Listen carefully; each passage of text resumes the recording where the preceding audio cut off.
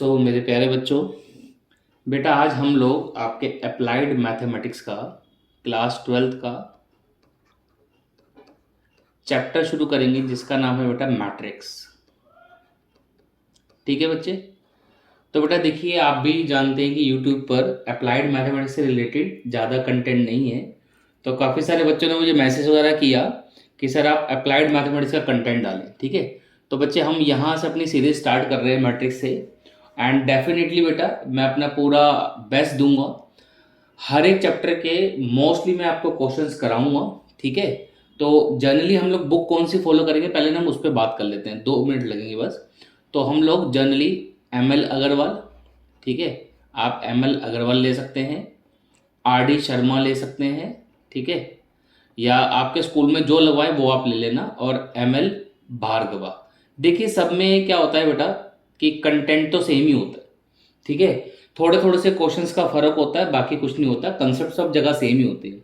Book हम कोई भी एक पढ़ लें, ईमानदारी से कोई भी एक बुक पढ़ लो, सब कुछ कवर हो जाता है। ठीक है, तो चलो हम टाइम को ज़्यादा वेस्ट नहीं करेंगे। ठीक है, इस चीज़ का फ़ायदा कुछ नहीं है। बाकी मैं तीनों बुक्स आपकी कवर कराऊंगा, आप बेचिंत रहना। जितने अलग अलग टाइप के क्वेश्चन होंगे सब आपको करा दिए जाएंगे। ठीक है, तो हम लोग टाइम को वेस्ट ना करते हुए सीधा अपनी पढ़ाई शुरू करते हैं। मैट्रिक्स होता क्या है, ठीक है। चलो देखो बेटा, ऑफिशियल डेफिनेशंस वगैरह ये सब तो आपको बुक में मिल जाएगी। ठीक है, तो हम सीधा मुद्दे पर आते हैं, मैट्रिक्स क्या होता है। देखिए सपोज करिए बेटा आपके मन में कोई नंबर आया, से 2 आया, 2 के बाद आपके मन में 5 आ गया, तो आप क्या करें, थोड़ा गैप देके 5 लिख लो। फिर 3 आया, मान लो बेटा, फिर 7 मन में आया, फिर 1 आया, फिर 0 आया। जो भी नंबर आपके मन में आ रहे हैं आप उनको लिख लो, और एक ऐसा इस टाइप का एक रेक्टेंगल बना लो। तो कहेंगे सर समझ नहीं आया। देखो अब मान लो ऐसे 3 आया, 9, 10 लिख लो, 20 लिख लो, जो मन में आ रहा है वो नंबर लो, और देखो हमने रेक्टेंगल बना दिया। आप कहेंगे सर ये तो रेक्टेंगल लग रहा है ये नहीं लग रहा, ये स्क्वायर लग रहा होगा आपको, है ना। कैसा लग रहा है, स्क्वायर। तो बेटा every square is a rectangle. ठीक है, हमने छोटी क्लासेस में पढ़ रखा है, every square is a rectangle, her square rectangle भी होता है, बेचिंत रहिए। ठीक है, तो आपको क्या करना है, इस तरीके से नंबर्स को लिखना है कि रेक्टेंगल जैसा शेप आ जाए।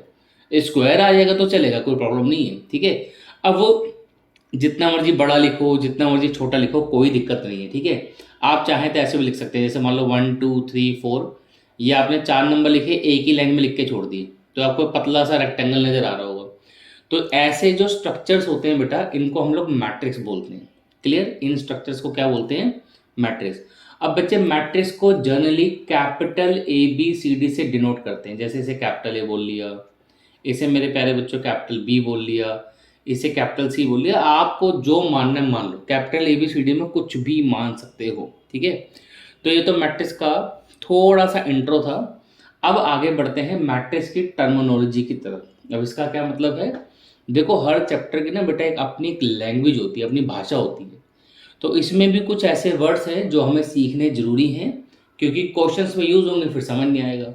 तो इसको बड़े ध्यान से देखना। जैसे मान लो मैंने एक मैट्रिक्स लिखा, एक लिखा 1, फिर लिखा 2, फिर लिखा 3, फिर मैंने यहाँ पे 4 लिखा। आपका जो मन है वो लिख लेना, मैं तो एग्जाम्पल के लिए ले रहा हूँ। ठीक है, 7 8 9। थोड़ा सा वीडियो में आराम से बने रहो, बहुत कुछ सीखने को मिलने वाला है। ठीक है, और इसको हम लोग कैपिटल ए ले सकते हैं। ठीक है बच्चे, इतना क्लियर है। अब बात करते हैं इसमें क्या है सीखने के लिए। अब जो मैं लिखवा रहा हूँ इसको आप नोट डाउन भी कर लेना। अभी तक जो लिखवाया था वो तो बेकार ही था, वो तो थोड़ी बहुत नॉलेज थी, वो पूरे चैप्टर में बार बार यूज होती रहेगी। इसको अब ध्यान से देखो। देखो आपको ये 1 2 3 नजर आ रहा होगा, एक ही लाइन में लिखे हुए हैं, है ना। 1 2 3 एक ही लाइन में लगे हैं, नजर आ रहा है, 1 2 3 एक ही लाइन में। तो इनको हम लोग क्या बोलेंगे, इसको बोलेंगे रो, क्योंकि देखो एक ही लाइन में है तो इसको क्या बोल सकते हैं, रो बोल सकते हैं। लाइकवाइज ये जो 4 5 6 है, ये भी एक ही लाइन में है, तो मेरे प्यारे बच्चों इसको भी हम लोग रो ही बोलेंगे। ठीक, ऐसी लास्ट में 7 8 9, ये भी मेरे प्यारे बच्चों एक ही लाइन में लिखा है, तो इन 3 नंबर्स को भी हम बोलेंगे कि एक रो में है। ठीक है, अब नेक्स्ट ध्यान से सुनिए। इसके बाद आप यहाँ देखो, ये नंबर्स नजर आ रहे हैं आपको, 1 4 7, ये जो 3 नंबर्स हैं ऐसे लिखे हैं, इसको क्या बोलेंगे, इसको बोलेंगे बेटा कॉलम। COLUMN, ये स्पेलिंग होती है कॉलम की, ठीक है, बच्चे गलत लिखते हैं। इसी तरीके से 258, ये भी बेटा एक ही लाइन में है, बट हम इसको बोलेंगे कॉलम, ठीक है, वर्टिकली लिखें। अच्छा, कॉलम की जनरली स्पेलिंग मैं ऐसे लिखता हूँ जल्दी में, ठीक है, नहीं तो इतना बड़ा कॉलम लिखने में आलस आता थोड़ा ठीक है। तो नेक्स्ट देखिए, ये भी क्या है बेटा, कॉलम है। तो इस मैट्रिक्स में हमने सीखा क्या, हमने सीखा ये कि अगर ऐसे हॉरिजॉन्टली लिखा है, नंबर्स हॉरिजॉन्टल में लिखे हैं, तो इनको तो बोलेंगे रो, ठीक है, बट अगर ऐसे वर्टिकली नंबर्स लिखे हैं ये वाले, इनको बोलेंगे क्या बेटा, कॉलम। क्लियर। अब थोड़ा सा डिस्टिंग्विश करने के लिए, जैसे पहली रो को हम लोग बेटा R1 बोल देते हैं, दूसरी रो को मेरे प्यारे बच्चों हम लोग R2 बोलते हैं, ऑब्वियसली तीसरे को क्या बोलेंगे, R3। क्लियर। आगे जैसे इसको कॉलम 1 को C1, इसे C2, इसे 3, ऐसे हम लोग नोटेशन दे देते हैं। तो आई थिंक अभी तक कुछ तो समझ में आया होगा। क्या समझ में आया कि एक मैट्रिक्स में अगर हॉरिजॉन्टली नंबर लिखे हैं, जैसे 1 2 3, तो ये तो रो है, ऐसी 4 5 6 ये भी एक रो में है, 7 8 9 ये भी एक रो में है, बट 1 4 7 ये कॉलम में है, 2 5 और 8 ये भी कॉलम में है, लाइकवाइज 3 6 9 बेटा ये भी कॉलम में है। तो इस मैट्रिक्स में 3 रो हैं और 3 कॉलम है, ठीक है। अब इसके अंदर बेटा नेक्स्ट पॉइंट पे चलते हैं। जैसे आपने एक चीज़ नोटिस करी, एक मैट्रिक्स मैंने यहाँ बनाया, इसका साइज कुछ अलग है, इसका साइज अलग है, और इसका साइज अलग है, और जो अभी अभी मैंने डिस्कस किया, इस मैट्रिक्स का साइज अलग है, तो हर किसी का साइज अलग अलग है ना। तो मैंने बोला मैट्रिक्स आप जितना मर्जी बड़ा छोटा बना सकते हैं। अगर मान लो कोई पर्सन आपसे पूछे इस मैट्रिक्स का साइज है क्या, तो आप क्या क्या जवाब देंगे। तो साइज ऑफ मैट्रिक्स होता क्या है, साइज ऑफ मैट्रिक्स, तो एक मैट्रिक्स का साइज क्या होता है, उसका फॉर्मूला हम लोग लिखते हैं बेटा, number of rose, number of रोज, ये बेटा क्रॉस का साइन लगाएंगे, it is not for multiplication, ये मल्टीप्लाई का साइन नहीं है, नंबर ऑफ कॉलम आप पढ़ते वक्त बोल सकते हैं इनटू, बट ये मल्टीप्लाई का साइन है नहीं, ध्यान रखना, ठीक है। अच्छा, अब आगे बढ़ते हैं। देखो हमने बोला साइज ऑफ मैट्रिक्स का फॉर्मूला क्या है, नंबर ऑफ रोज, क्रॉस का साइन, नंबर ऑफ कॉलम्स। अगर मैं आपसे पूछूं इस मैट्रिक्स में जो भी हमने ऊपर डिस्कस किया, इसमें कितनी रो हैं, तो आप कहेंगे सर 3 है। मैं पूछूं कॉलम कितनी है, आप कहेंगे सर वो भी 3 है। तो इस मैट्रिक्स का ऑर्डर हुआ 3/3। इसको रीड कैसे करेंगे, 3/3 या 3×3, जैसे मर्जी आप पढ़ लें, जैसे आपको ठीक लगे। ये मल्टीप्लाई करा के 9 मत लिख देना, ठीक है। अब और बातें सुनो, आराम से सुनो, बहुत सारी डिटेल चीज़ें हैं बेटा। जो नंबर ऑफ रोज है, नंबर ऑफ रोज, इसको जर्नली हम लोग बेटा स्मॉल m से डिनोट करते हैं, और जो नंबर ऑफ कॉलम्स है इसको जर्नली स्मॉल n से डिनोट करते हैं। ये नोटेशन है। अब एक बात और सुनो, क्या सुननी है, मैंने बोला था इस चैप्टर में हम इसकी टर्मिनोलॉजी पढ़ रहे हैं, मतलब इसकी भाषा को पढ़ा जा रहा है कि किसको क्या बोलते हैं। जैसे हमने सीखा रो किसको बोलते हैं, फिर हमने सीखा कॉलम किसको बोलते हैं। अब एक बात जो सीखने वाली है, अभी हमने डिस्कस किया साइज ऑफ मैट्रिक्स क्या होता है। मेरे प्यारे बच्चों, हमें समझ तो आ गया साइज का मतलब, बट यहाँ पे इस चैप्टर में ये साइज वर्ड का यूज़ नहीं करा जाता। इसकी जगह हम लोग वर्ड यूज़ करते हैं ऑर्डर। जिन बच्चों ने पढ़ लिया होगा अब तक थोड़ा, तो वो जानते होंगे, वो बहुत देर से सोच रहे होंगे सर गलत बता रहे हैं। सर गलत नहीं बता रहे बेटा, बहुत साल हो गए मुझे पढ़ाते हुए, ठीक है, अभी आपको बताएंगे अपने बारे में भी। तो ऑर्डर ऑफ मैट्रिक्स, हम साइज वर्ड यूज़ नहीं करेंगे, ध्यान रखना। ये तो मैंने आपको समझाने के लिए यूज़ किया था। तो ऑर्डर ऑफ मैट्रिक्स मेरे प्यारे बच्चों होता क्या है, वो होता है नंबर ऑफ रोज, क्रॉस का साइन, नंबर ऑफ कॉलम। तो ये जो ऊपर मैट्रिक्स आपको ए नज़र आ रहा है मेरे प्यारे बच्चों, इसका ऑर्डर कितना है, 3/3 है, या 3×3 आप बोल सकते हैं। अच्छा, अब आगे देखें। जैसे आपको ये वाला मैट्रिक्स नज़र आ रहा होगा, है ना, थोड़ा सा पहले क्लीनिंग कर लेते हैं। हाँ जी, तो ये वाला जो मैट्रिक्स है, मन में सोचो इसका ऑर्डर कितना है। अगर भूल गए तो पहले फॉर्मूला वापस से देख लो, कोई दिक्कत नहीं है। ये लो, क्या है formula? Number of rose cross का साइन नंबर ऑफ कॉलम। तो अगर आप देखेंगे इस मैट्रिक्स में रो कितनी है? एक तो ये रही, एक ये रही, तो टोटल इसमें 2 रो हैं। तो डैट मीन्स क्या हुआ? 2 बाई कॉलम कितने हैं चेक करो, 1 2 3। तो ये वाला जो मैट्रिक्स ए है इसका ऑर्डर हुआ 2/3। अच्छा बी वाले का ढूंढो क्या होगा, पहले अपने आप से पूछो इसका ऑर्डर कितना होगा। इसमें रो कितनी है? 2 और कॉलम भी कितने हैं? 2, तो इसका ऑर्डर हुआ 2/2। ठीक है, ए का कितना था? 2/3। सी का एक बार मन में सोचो क्या होना चाहिए ऑर्डर। इसमें पहले देखो रो कितनी है, तो इसमें मेरे प्यारे बच्चों एक ही रो है। कितनी रो है इसमें? एक ही रो है। तो इसका ऑर्डर कितना हुआ? 1/। अब कॉलम देखते हैं कितने हैं, तो कॉलम है 1 2 3 4, क्योंकि हमने बोलता कॉलम क्या होते हैं ऐसे, इनको कॉलम बोलते हैं ना। अब नीचे भी नंबर होते तो ठीक थे, नहीं है तो क्या करें, तो इसमें 4 कॉलम है बट रो एक ही है।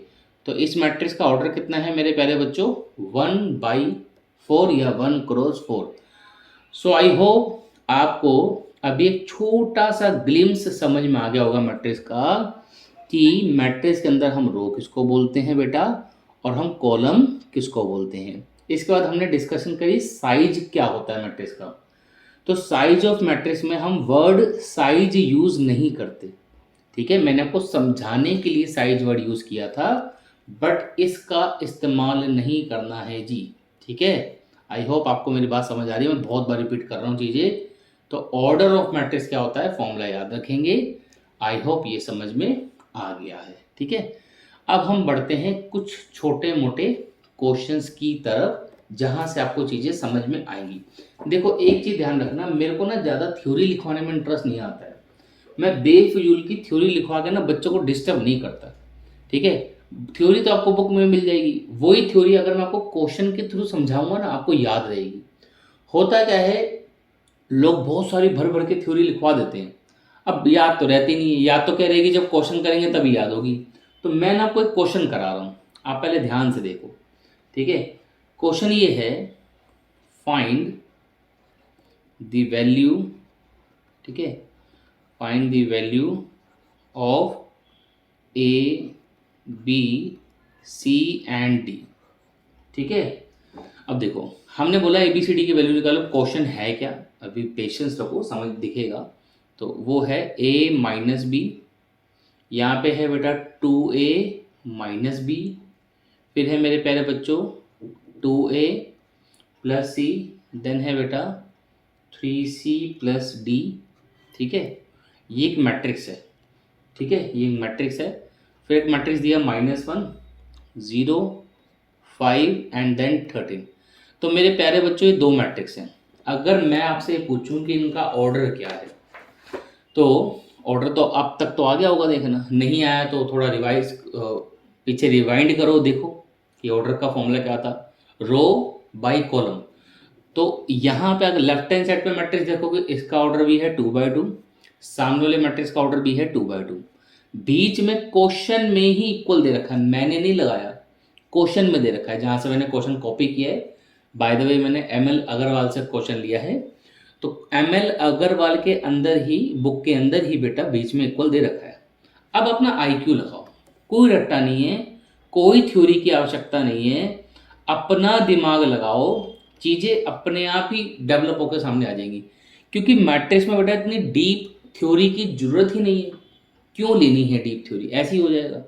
तो देखो ध्यान से सुनो, अगर बीच में लगा है इक्वल, तो भाई बात तो सीधी सी समझ आती है, अगर इक्वल लगा तो दोनों मैट्रिक्स इक्वल हैं, है कि नहीं।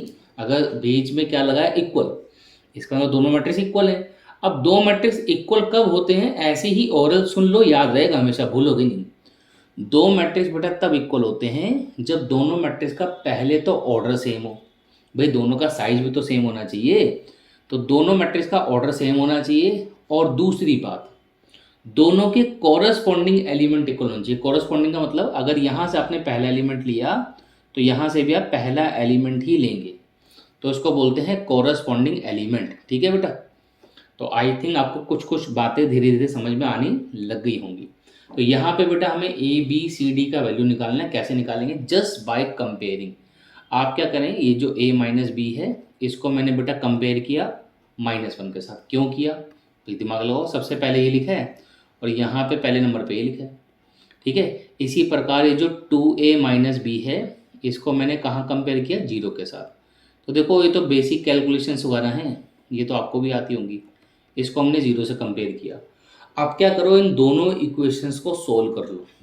दोनों इक्वेशन को सोल्व कर लो, आपको ए और बी मिल जाएगा, ठीक है। बाकी बचे हुए एलिमेंट को भी कंपेयर करेंगे, चिंता मत करो। अब सोल्विंग कैसे करते हैं, आप 12th में आ गए हैं, इतना बेसिक तो आपको आता ही होगा, ठीक है। तो इन दोनों इक्वेशन को मुझे सॉल्व करना है। मैंने इसको इक्वेशन 1 बोला और यहाँ से दूसरी इक्वेशन से मैंने बी निकाल लिया। बी कितना है मेरे पास? 2a। इस इक्वेशन को मैंने सेकंड इक्वेशन लिया और इस b की वैल्यू को इक्वेशन नंबर 1 में डाल दिया। आप चाहें तो एलिमिनेशन मेथड का इस्तेमाल भी कर सकते हैं। तो फर्स्ट इक्वेशन में b की जगह पर 2a लिख दिया इक्वल्स टू -1। कैलकुलेट किया, लेफ्ट साइड पे आया माइनस है, राइट साइड पे -1। तो मेरे प्यारे बच्चों a का वैल्यू 1 आ गया। अगर a का वैल्यू आ गया तो इसको मैंने पुट कर दिया कहाँ? सेकंड में। सो फ्रॉम डैट मुझे मिल जाएगा b का वैल्यू। तो मैंने डाल दिया, तो b कितना आ गया? 2 × 1, तो b का वैल्यू 2 आ गया।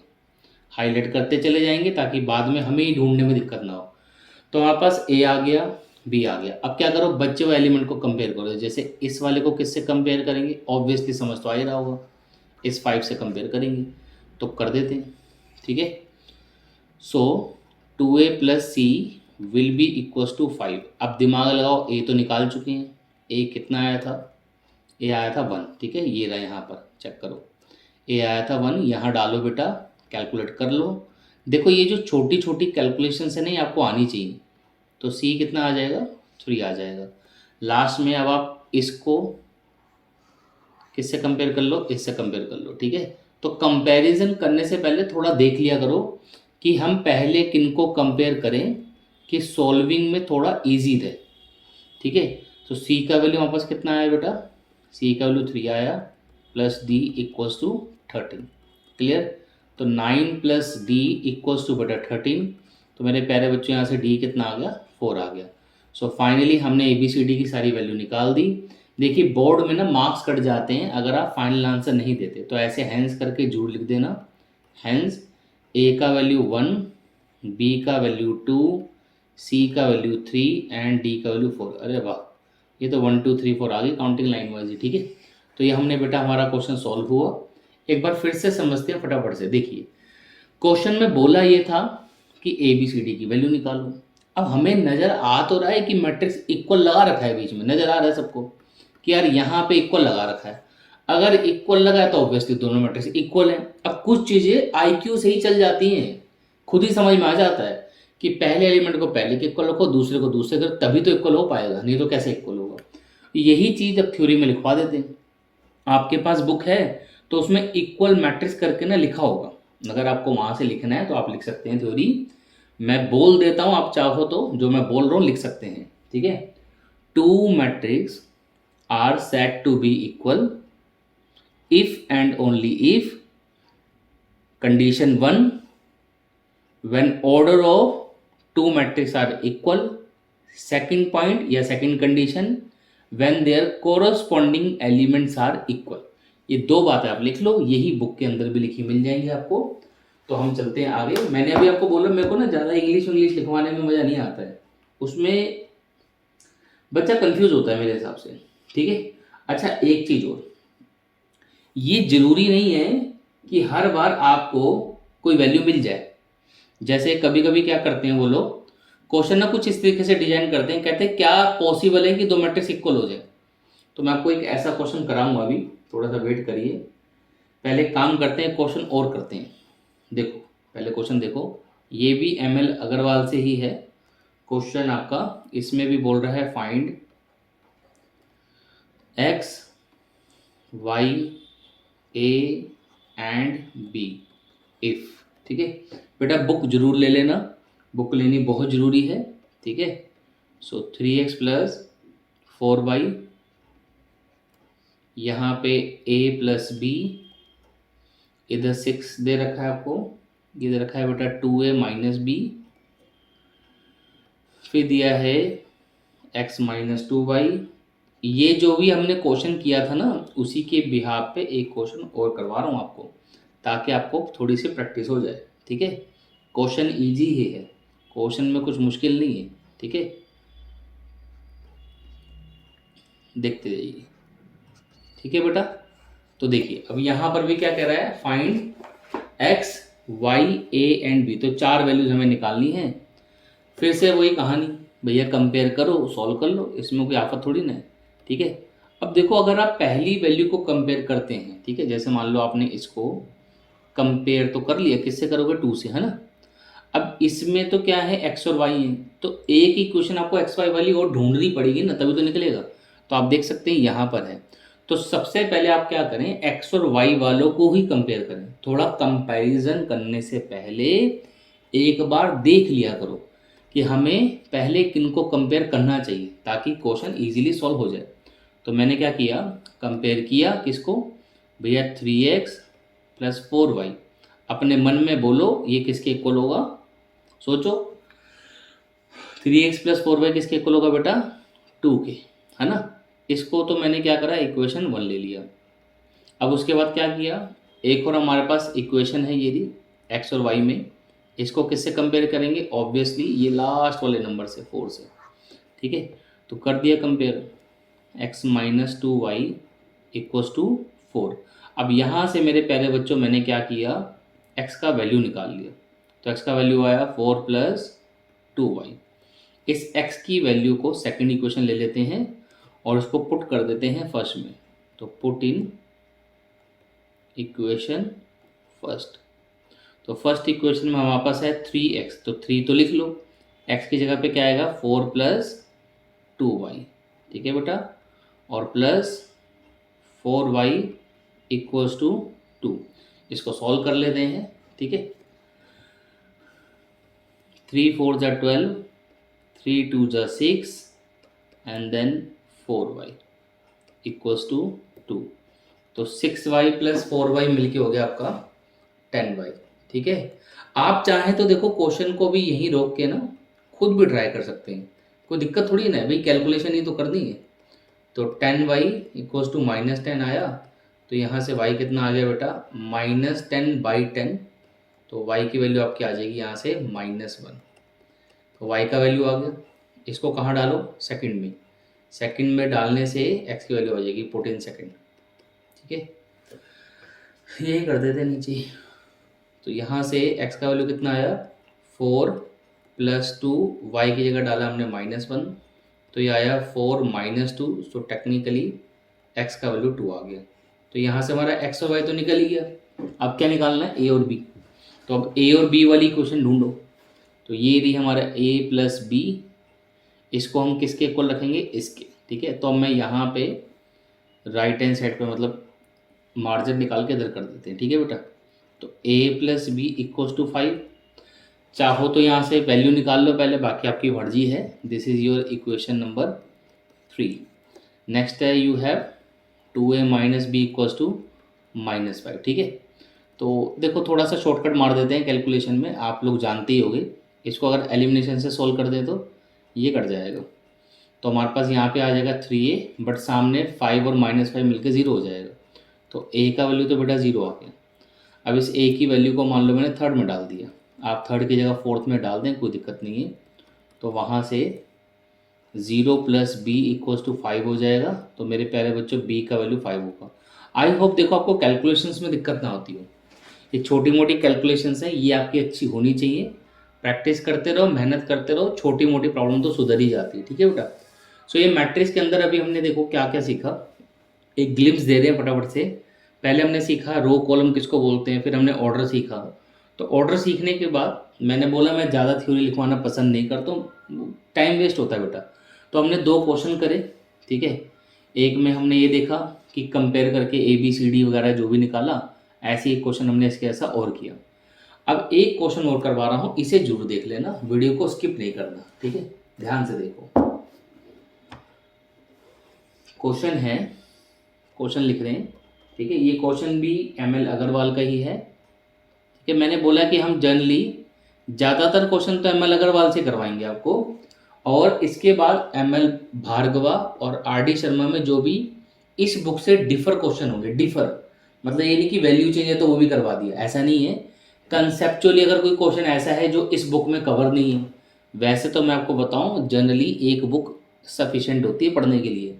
पर कभी कभी क्या होता है, जैसे जनरली आप लोगों के केस में अप्लाइड मैथ्स में ना, अभी कोई भी बुक संपूर्ण नहीं है, कोई भी बुक पूरी नहीं है, किसी भी बुक में पूरी तरीके कंटेंट नहीं है। बट हाँ, फिर भी 90% तक कंटेंट इन तीनों बुक में लगभग लगभग सेम है। अब है क्या जी, देखो परेशानी तो है क्योंकि अभी हमारे पास कोई प्रीवियस ईयर कंटेंट भी नहीं है ज़्यादा, कि मार्केट में बुक्स भी नहीं है अच्छी, तो दिक्कत तो आती है अप्लाइड मैथ्स के अंदर बच्चों को। धीरे धीरे सुधर जाएगी, चलो। बाकी मैं ML अग्रवाल मेनली प्रेफर करूँगा, मतलब मेन मेरी ये बुक रहेगी। इसके बाद इसके अलावा जो भी क्वेश्चन मुझे अलग नज़र आएंगे ML भार्गवा में, RD शर्मा में, तो मैं सब करा दूंगा, चिंता नहीं करो। आपका काम आप करिए पढ़ाई, ठीक है। आप मेहनत करते रहें, पढ़ते रहें, आपको मैं जितना हो सकूँगा ज़्यादा से ज़्यादा कंटेंट कराऊंगा जिससे आपको दिक्कत आएगी नहीं, ठीक है। सो आगे चलते हैं। क्वेश्चन में लिखा है can you find the values of X and, देखो क्वेश्चन ना छोटे हैं इसलिए मैं हैंड टू हैंड लिख रहा हूँ, ठीक है। जो क्वेश्चंस लंबे हुआ करेंगे तो वो मैं पहले से लिख लिया करूँगा ताकि आपका टाइम वेस्ट ना हो। बाकी आप चाहो तो थोड़ा सा आगे स्किप कर लो, मैं तो क्वेश्चन लिख ही रहा हूँ अभी, ठीक है। Clear, this is 3x + 7। या एक काम कर लो, तब तक वीडियो को लाइक कर दो, एक बढ़िया सा कमेंट कर लो जब तक मैं क्वेश्चन लिख रहा हूँ, बस होने वाला है वैसे क्वेश्चन, ठीक है। और अगर मेरा एफर्ट आपको अच्छा लगे बेटा तो अपने दोस्तों के साथ भी शेयर करिए आप। क्लियर, धीरे धीरे सारी वीडियोस आ जाएंगी, बेचिंत रहिएगा, अभी तो पूरा साल पड़ा हुआ है। Clear, may be equal. अब क्वेश्चन को पहले ध्यान से पढ़ो, भैया क्वेश्चन लिख दिया है, ध्यान से पढ़ो और समझने की कोशिश करो है क्या, ठीक है। क्वेश्चन में क्या कह रहा है क्या ये संभव है, can you find the values, एक बार हाईलाइट करते हैं, can you find the values of X and Y. कहता है क्या आप एक्स और वाई की ऐसी वैल्यूज निकाल सकते हैं सो डैट ये जो दो मैट्रिक्स हैं मे बी इक्वल, उसने बोला नहीं इक्वल है, कहता है क्या ये इक्वल हो सकते हैं। तो जब भी ऐसा वो बोलेगा आपको करना वैसे ही सॉल्व जैसे हम कर रहे थे, इक्वल रख के सॉल्व करना है। अब हम देखेंगे कोई कॉन्ट्राडिक्शन तो नहीं आ रही हमारे पास, मतलब सॉल्व करेंगे, अगर कुछ गड़बड़ मिल गई तो बोलेंगे भैया ये संभव नहीं है, अगर गड़बड़ नहीं मिली तो बहुत अच्छी बात है, ठीक है। तो देखो कैसे करेंगे, हम सॉल्विंग शुरू करते हैं इसकी, ठीक है। हमने क्या करा, हमने यहाँ पे लिखा, पहले ना एक स्टेटमेंट लिख देना, यहाँ पे ऐसे लिख देना इफ़ पॉसिबल, मतलब अगर संभव है, इफ़ पॉसिबल मान लेते हैं, लेट कर लेते हैं। हमने बोला संभव है तो ज़बरदस्ती नहीं लिख रहे हैं, बोल रहे हैं अगर संभव है तो क्या करते हैं, इन दोनों मैट्रिक्स को ना इक्वल मान लेते हैं। अब देखो अगर इक्वल माना है तभी तो कंपेयर करोगे, बिना इक्वल माने तो कंपेयर भी नहीं कर सकते। तो हमने क्वेश्चन में डिप्लोमेटिक लैंग्वेज का यूज़ किया, अगर संभव है तो मान लेते हैं। अब सोल्व करके देख लेंगे क्या संभव है कि नहीं। तो आइए जरा देखते हैं, यहाँ पे x और y का मैं वैल्यू निकालना है। सबसे पहले 3x + 7 को 0 के इक्वल रखो। अब ये मैंने कैसे रखा, तो देखो ये ऑब्वियसली 0 के ही इक्वल है, ठीक है। तो यहाँ से मैंने x का वैल्यू निकाला, कितना आएगा भैया, -7/3 ये आया, ठीक है। अब तुम ध्यान से देखो, यहाँ पे भी x है तो इधर से भी वैल्यू तो सेम ही आनी चाहिए ना, अलग थोड़ा ना आ जाएगी। तो इधर से भी अब मैंने सॉल्व किया, तो जैसे ही मैंने यहाँ से सॉल्व किया, मैं कलर चेंज करके लिखता हूँ, 2 - 3x = 4। तो आओ सॉल्व करते हैं। 2 को मैंने यही रखा, 4 को मैं लेफ्ट साइड पे लाया और 3x को मैं सामने ले गया, कोई दिक्कत नहीं होगी। लेफ्ट साइड पे मिला ये -2, राइट साइड पे आया 3x, तो ये 3x के साथ मल्टीप्लाई में नीचे जाएगा। तो अब आप ध्यान से नोटिस करो, देखो मिल गई गड़बड़, यहाँ पे x का वैल्यू कुछ हो रहा है, यहाँ पे कुछ हो रहा है। अब ले कौन सी भैया, अगर मैं ये लूँगा तो उससे क्या होगा, ये वाली एंट्री तो इक्वल हो जाएगी, बट ये वाली एंट्री इक्वल ही नहीं हो पाएगी। और अगर मैं ये वाली वैल्यू लूँगा तो फिर ये वाली एंट्री इक्वल हो जाएगी, फिर ये वाली एंट्री इक्वल नहीं हो पाएगी, तो करें क्या? तो करेंगे ये, हम ये बोलेंगे कि ये संभव ही नहीं है कि x और y की हम ऐसी वैल्यू बता दें कि ये मैट्रिक्स कभी इक्वल हो पाए, ऐसा संभव है ही नहीं। ठीक है, तो अब लिखेंगे क्या? वही जो बोल रहे हैं उसी को लिख दो। ठीक है, तो हम क्या बोलेंगे? We get two different